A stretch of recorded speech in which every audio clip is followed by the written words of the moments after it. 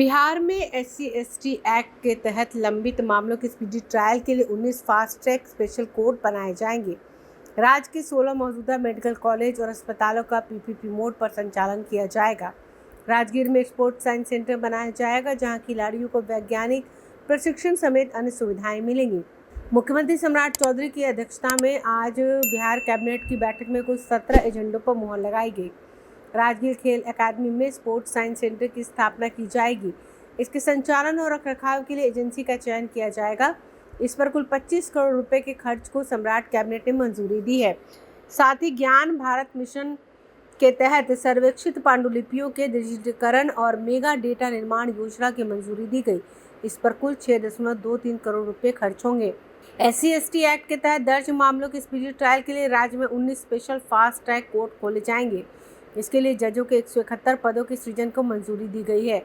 ये fast track court Bettiah, Madhubani, Arrah, Siwan, Araria, Supaul, Khagaria, Jehanabad, Buxar, Jamui, Bhabua, Katihar, Sitamarhi, Munger, Madhepura, Banka, Sheikhpura, Aurangabad और लखीसराय में खोले जाएंगे।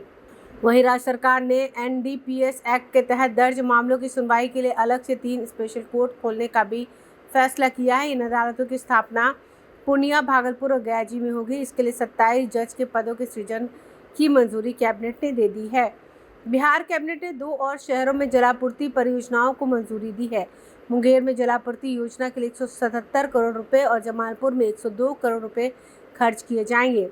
नवादा जिले के रजौली में बिहार औद्योगिक सुरक्षा बल का सेंटर स्थापित किया जाएगा।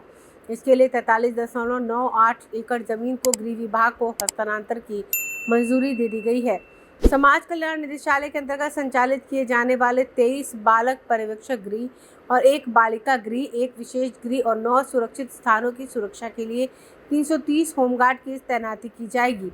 इसके लिए 14.53 करोड़ रुपए के सालाना खर्च को मंजूरी दी गई है। बिहार में 16 मौजूदा मेडिकल कॉलेज और अस्पताल का संचालन PPP मोड पर होगा। इसके लिए होने वाले 8.27 करोड़ रुपए के खर्च की मंजूरी दी गई है। इसके अलावा आयुष चिकित्सा सेवा नियमावली को भी संशोधित किया गया है। पटना के सरकारी आयुर्वेदिक कॉलेज के 2 नए पदों का सृजन किया गया है। पूर्वी चंपारण जिले के पिपरा कोठी में केंद्रीय विद्यालय की स्थापना की जाएगी। इसके लिए बिहार सरकार 30 सालों के लिए जमीन लीज पर लेगी। इस प्रस्ताव पर राज्य कैबिनेट ने मुहर लगा दी है।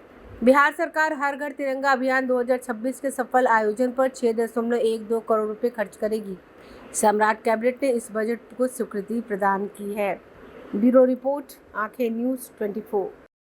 आज शाम 5 बजे राज्य मंत्रिपरिषद की बैठक हुई। उसमें पहला एजेंडा उद्योग विभाग का था, जिसमें MSME निदेशालय के पदों का पुनर्गठन किया गया। इसमें कुल 57 पदों को सरेंडर किया गया, 1 पद उद्योग विभाग को वापस किया गया और मुख्यालय स्तर पर 106 पदों को चिन्हित करने की स्वीकृति दी गई। कला एवं संस्कृति विभाग का अगला एजेंडा था, जिसके अंतर्गत पुरातत्व निदेशालय के अंतर्गत पूर्व से स्वीकृत 16 तकनीकी पदों के विरुद्ध 12 पदों पर 11 माह अथवा नियमित नियुक्ति होने तक जो भी पहले हो संविदा के आधार पर नियोजन करने की स्वीकृति दी गई। कला एवं संस्कृति विभाग का ही अगला एजेंडा था, जिसके अंतर्गत भारत सरकार की फ्लैगशिप स्कीम ज्ञान भारतम मिशन के अंतर्गत जो पांडुलिपियां सर्वेक्षित हुई हैं, उनके डिजिटलीकरण और उनके मेटा डाटा के निर्माण के लिए 6,23,68,718 रुपये के व्यय की स्वीकृति दी गई।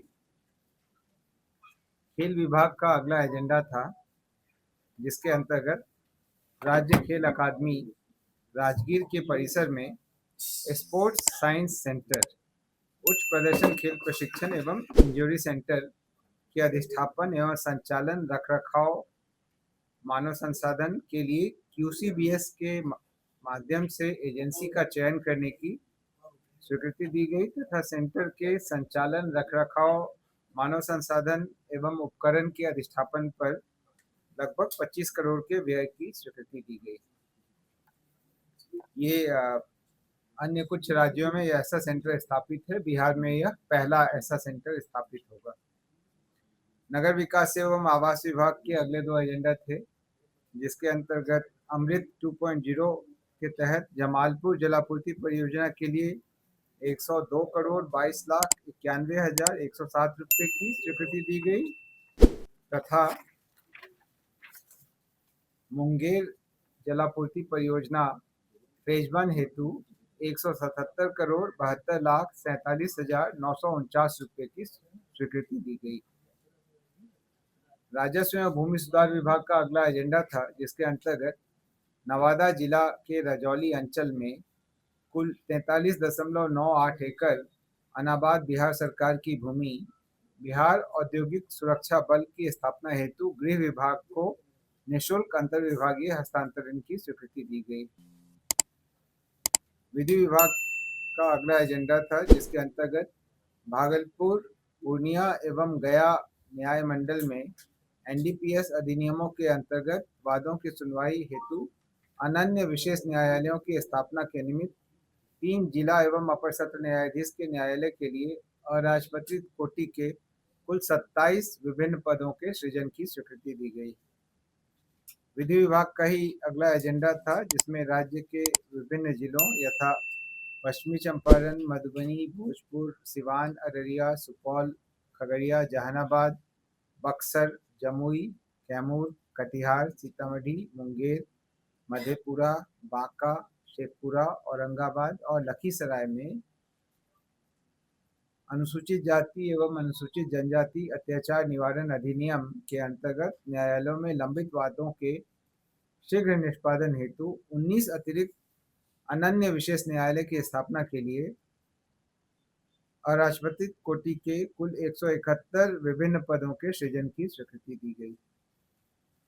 समाज कल्याण विभाग का अगला एजेंडा था, जिसके अंतर्गत समाज कल्याण निदेशालय के अंतर्गत संचालित 23 पर्यवेक्षण गृह बालक, 1 पर्यवेक्षण गृह बालिका, 1 विशेष गृह एवं 9 सुरक्षित स्थानों में सुरक्षा के लिए 330 गृह रक्षकों को रखने एवं इसके लिए प्रति वर्ष 14 करोड़ 53 लाख 35,960 रुपये के वार्षिक व्यय की स्वीकृति दी गई।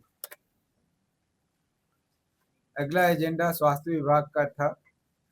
राजकीय आयुर्वेदिक कॉलेज पटना के द्रव्य गुण विभाग में दिनांक 10/1/90 से 16/2/90 तक प्रवाचक का 1 और 22/3/11 से 30/6/20 तक प्राध्यापक का 1 पद, 2 सुपरन्यूमररी पोस्ट के सृजन की स्वीकृति दी गई। ऐसा माननीय सर्वोच्च न्यायालय के आदेश के आलोक में नहीं, उससे संबंधित नहीं है। ये डॉक्टर संपूर्णानंद तिवारी के मामले से संबंधित। स्वास्थ्य विभाग का ही अगला एजेंडा था, जिसमें